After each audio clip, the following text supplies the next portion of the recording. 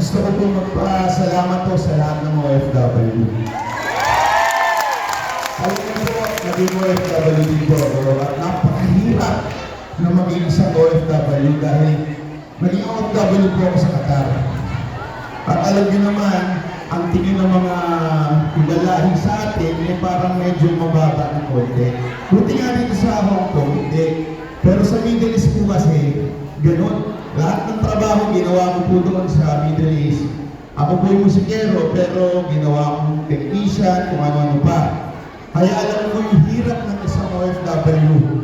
At alam nyo, isang tao lang, o isang presidente lang ang nagmahal sa OFW. Sino yun?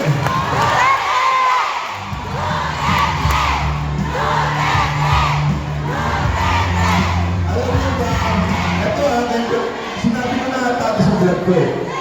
Pero noong pandemya, personal na tinawagan ni Pangulong Duterte si Mocha. Tapos sinabi niya, siguraduhin mo na maalagaan ng OFW. Dito sa pandemic, sinigurado niya yung mga umuwi, masundo sa airport, babala sa hotel, mga 5-star hotel na ba? At bigyan ng pagkain. Ito isang problema na hindi ko ba naikwento. Noong panahon na nahihirapan si Mocha bumili ng pagkain kasi mahirap doon eh. Ano yun, maramihan. Yung kanyang, huwag na natin pakitin yung boss niya. Eh parang nakaalikan pa, medyo ayaw pa. Para bang ang mahal-mahal naman yan, bakit bibili niyang pagkain na yan?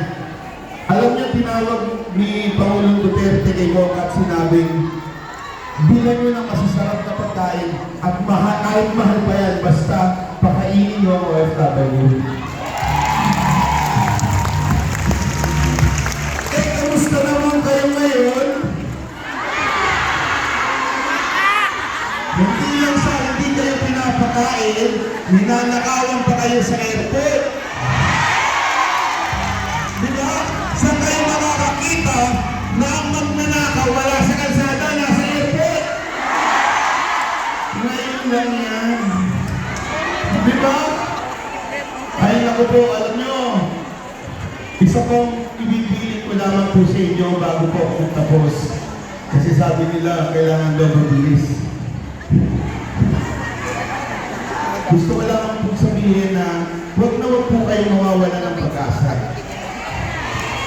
Malay nyo, isang araw, pag-isip natin, sinipisa ka ng presidente.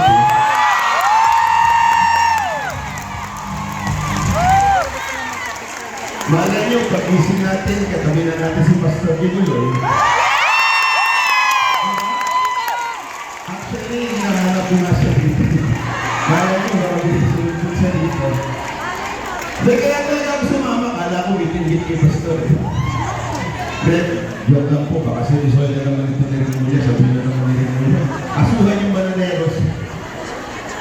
Pero ito po maraming salamat at lagi nyo naman po tatandaan yung verse na, if my people will humble themselves, ano kasunod?